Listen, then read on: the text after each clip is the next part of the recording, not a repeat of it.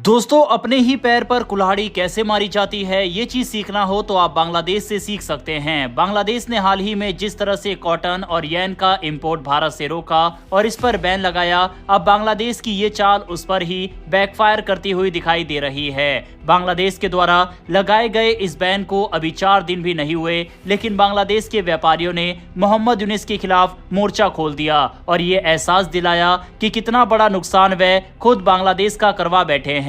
Already transshipment facility रोके जाने की वजह से बांग्लादेश को काफी दिक्कतों का सामना करना पड़ रहा है और जो सामान इस समय भारत के पोर्ट के रास्ते बाकी दुनिया में जाने के लिए तैयार था, अब ये सामान ट्रकों में सड़ रहा है और अभी इसको बांग्लादेश मैनेज नहीं कर पा रहा। लेकिन दूसरी ओर अपने द्वारा ही येन और कॉटन को भारत से खरीदे जाने पर रोक लगाने के बाद बांग्लादेश की टेक्सटाइल इंडस्ट्री पर काफी ज्यादा भार पड़ रहा है और रॉ मटेरियल की शॉर्टेज यहाँ पर देखी जा रही है। बांग्लादेश कितना बड़ा अपना नुकसान करवा बैठा है, इन सब के बारे में आज की इस वीडियो में डिटेल में बात करेंगे। काफी इंटरेस्टिंग वीडियो है, इसीलिए वीडियो को अंत तक जरूर देखिएगा। साथ ही अगर आपको डिफेंस फॉरेन पॉलिसी से जुड़ी वीडियो देखना पसंद है तो मेरी एक छोटी सी रिक्वेस्ट है कि नीचे दिए गए सब्सक्राइब बटन को प्रेस कर बेल आइकन को दबा लें, जिससे हमारी डेली ऐसी वीडियो आप तक सबसे पहले पहुंच सके। तो चलिए शुरू करते हैं इस वीडियो को। बांग्लादेश के अंदर एक समय सब कुछ अच्छा चल रहा था, वहां की इकोनॉमी अच्छा परफॉर्म कर रही थी, वहां की टेक्सटाइल इंडस्ट्री काफी तेजी से ग्रो कर रही थी। साथ ही कुछ यूट्यूबर ध्रुव राठी जैसे तो बांग्लादेश की ग्रोथ को भारत की ग्रोथ से कंपेयर इवन बेटर बताने लग गए थे।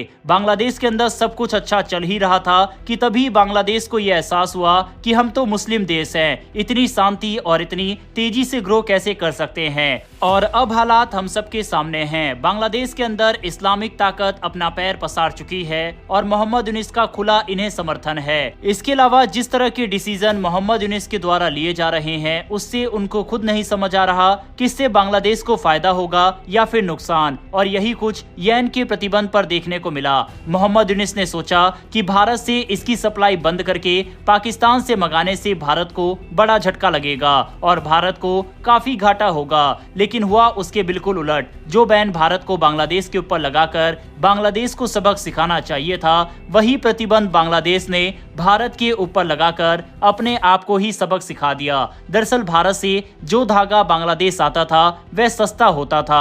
बांग्लादेश के लोकल यार्न निर्माता इससे परेशान थे क्योंकि उन्हें घाटा हो रहा था।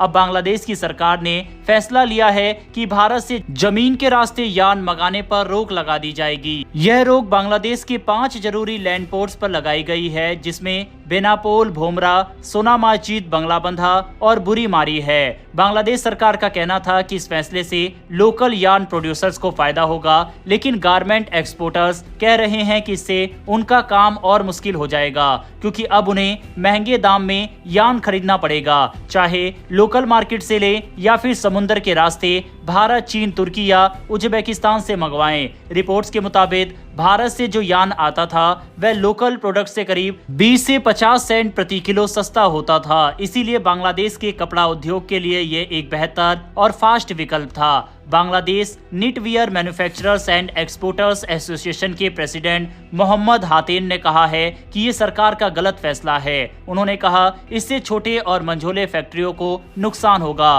पहले हम 2 दिन में यार्न मंगा लेते थे, अब वक्त और खर्च दोनों बढ़ेंगे। बांग्लादेश की एक बड़ी टेंशन ये भी है कि अमेरिका के राष्ट्रपति डोनाल्ड ट्रंप की टैरिफ पॉलिसी का भी असर वहां के गारमेंट इंडस्ट्री पर पड़ा है। ऊपर से अब गैस की कीमतें भी बढ़ने वाली है।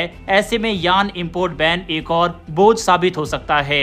बाकायदा बांग्लादेश के व्यापारी यूनिस सरकार के खिलाफ इसको लेकर प्रदर्शन करते हुए दिखाई दे रहे हैं। साथ ही भारत के ऊपर लगाए गए इस बैन को हटाने की मांग इनके द्वारा की जा रही है। साफ है कि बांग्लादेश ने इतना बड़ा फैसला भारत के खिलाफ बिना सोचे समझे लिया और इसके पीछे कारण ये था कि भारत ने जो ट्रांसशिपमेंट फैसिलिटी को रोका, उसके जवाब में बांग्लादेश अपनी जनता को खुश करना चाहता था और यही कारण है कि ये फैसला उनके द्वारा लिया गया। लेकिन अब यही फैसला उनको बैकफायर करता हुआ दिखाई दे रहा है। बहरहाल दोस्तों, बांग्लादेश से निकल कर आई इस खबर के ऊपर अपनी राय कमेंट बॉक्स में लिखकर बताइएगा। इन्फॉर्मेशन और वीडियो पसंद आई हो तो वीडियो को लाइक करके हमारी आने वाली डेली ऐसी वीडियो के लिए चैनल को सब्सक्राइब कर बेल नोटिफिकेशन अवश्य दबा लें। फिर मिलेंगे ऐसी एक नई वीडियो के साथ। धन्यवाद। जय हिंद।